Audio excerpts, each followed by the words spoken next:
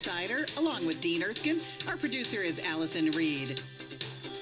Well, you've often seen groups of people out on highways picking up trash. Groups like Kiwanis Clubs, the Lions Club, part of the Adopt a Highway program. The signs that go up then, it says this section of the highway is owned by that particular group, taking pride in our community.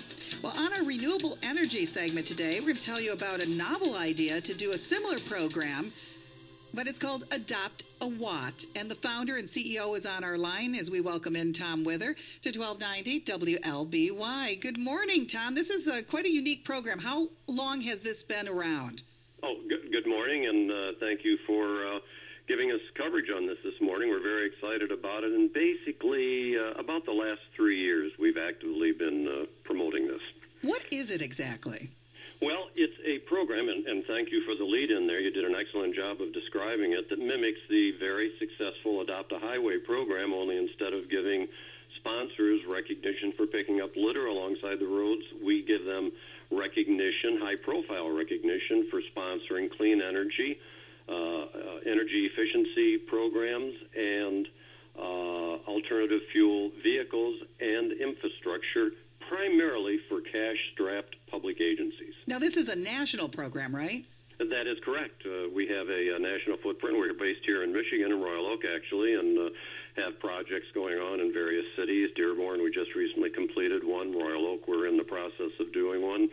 But we do have a national footprint, as I mentioned, and just successfully had a press release last week from New Jersey's Department of Transportation, which is very significant for our program because they had to go through Washington Federal Highway Administration approval for this, so now virtually all 50 DOTs are able to use our project. We're also at Philadelphia International Airport with 60 to 90 million visitors per year that will be exposed to clean energy there.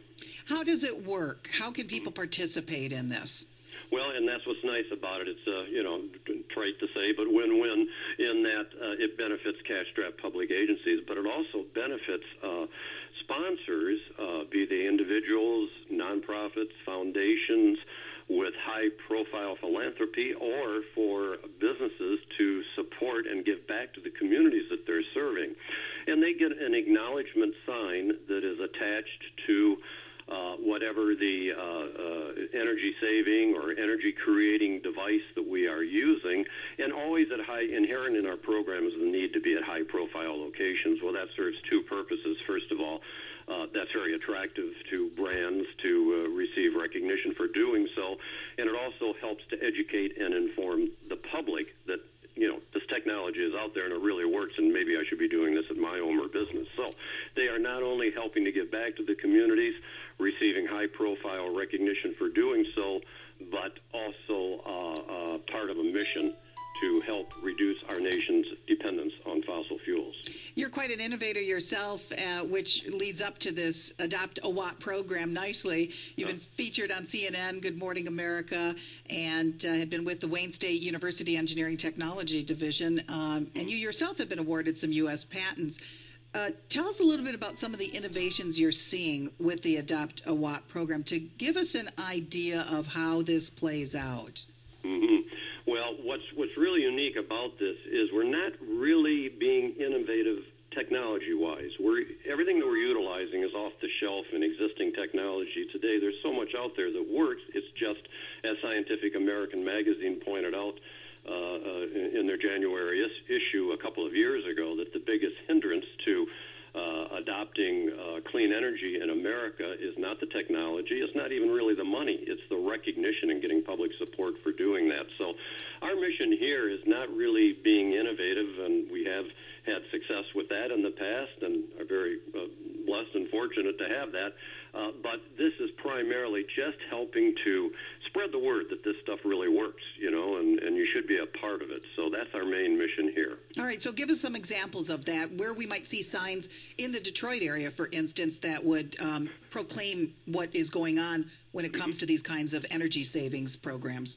Okay, well, let me just give you a snapshot of what just happened real time here in Dearborn. We're very pleased with that, with Mayor O'Reilly and Dave Norwood, the head of sustainability over there, working with us.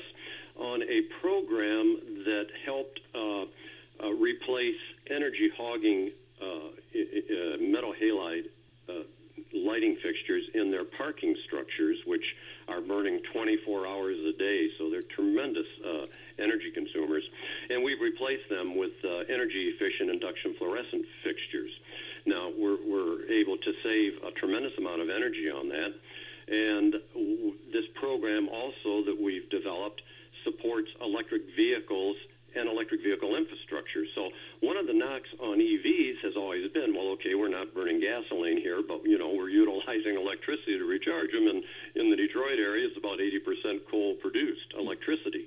So our program uniquely offsets the charging of electric vehicles. In fact, for every 100 lights that we replaced and replace at any parking structure, we're able to recharge in a cost-free and carbon-neutral fashion 28 electric vehicles per day.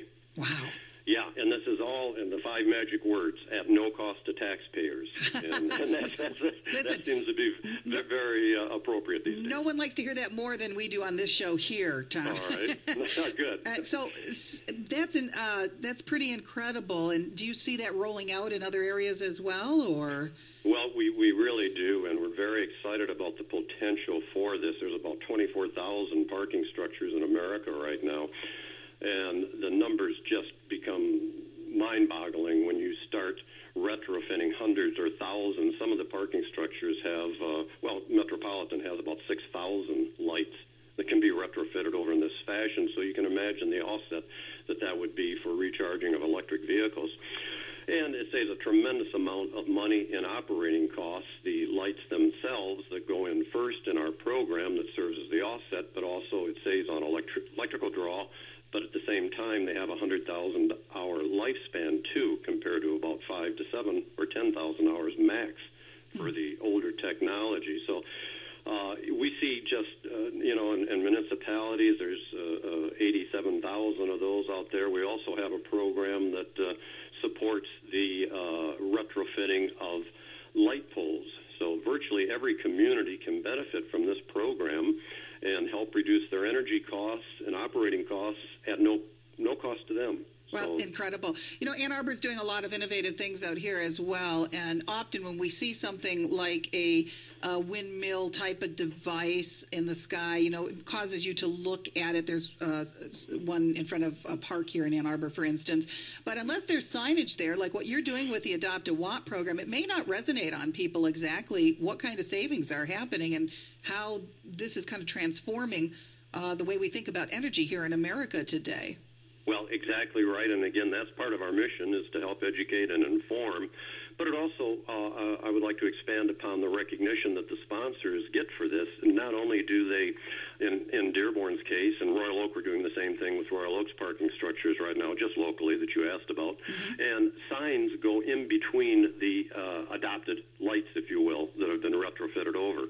And those are on the T-beams that you're driving through. And what's real nice about that is they're very low. If you've ever noticed, they're almost windshield level low. So sponsors receive recognition there. Also, we give recognition at the exit points, at the elevators and the stairwells, and there's a larger signage there that's a kind of thank you to our sponsors for making a difference. Exactly, and they're all listed and pointed out there too.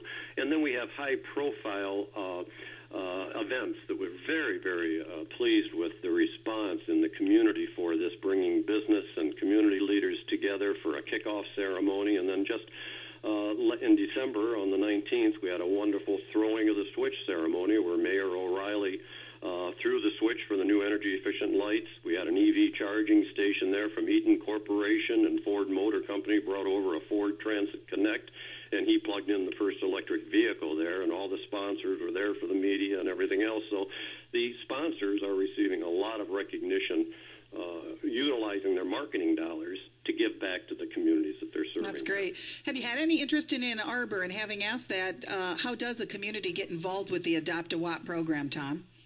Great, thanks. And yes, we have. As a matter of fact, Matt Sandstrom, who is the divisional manager of Clean Energy Mobility for the Detroit area, Clean Cities Coalition, Ann Arbor based though, Right. Actually referred us to Dearborn, and we got the program running there, and we are talking with communicating with several officials there in Ann Arbor right now about a similar program for your parking structures, and so we hopefully you'll be seeing the Adopt a Watt program signage around there in the near future. And so how does a community participate in that then? What kinds of things have to happen? Well, we don't necessarily, as I mentioned, we are working on parking structures in Royal Oak and Dearborn right now, but we also are expanding. In fact, we're having a meeting in Dearborn next week about starting to do their light poles at the Centennial Library and the Henry Ford complex right there. Those are high-profile locations. And then, Lucianne, we're breaking with a new energy savings agreement, too. So part of, the need for our program, as I mentioned originally, is you need high-profile locations. Well, take, for instance, a parking structure that's 4 stories. Well, the first couple of floors are, populated pretty well with traffic, and then up above that it's not so visible to the public, so not very sponsorable. So now we have an energy savings agreement to complement that. So any city that has a light pole or has a parking structure, or we also have solar platforms in New Jersey's DOT and also Philadelphia International Airport. We have solar arrays that are being pole-mounted solar arrays that are being mounted along the roadways there that'll be sponsored. And then we also have solar modules that are mounted on existing light poles to solarize the light poles in the parking lots. Let's say have a rest area when you pull in. So basically any community that wants to save on their energy costs and operating costs, and we also generate new revenue. The one hitch to our program, and it's not so bad really, is all the money that we raise after the first year. Everything is completely paid for the first year, so we don't have any liability, or it's a fail-safe agreement. Then in subsequent years, sponsorship money has to be used for any useful purpose to reduce fossil fuel consumption. So you're leveraging the dollars, though, and studies have shown us you get a 5 to 10 times bang on your buck for doing so. So it's just a way of multiplying the effects there. What an excellent program that is. The Adopt a Watt program. You can visit it online, adopt-a-watt, WATT.com. And Tom Wither, great talking with you today about that, the founder of Adopt a Watt. We'll keep in touch with you and see how this progresses throughout America. What a pleasure. Thank you very much again. It's been a pleasure. Renewable Energy segment each Wednesday here on the Lucianne Lance Business Insider. You're listening to Business Talk 1290 WLBY.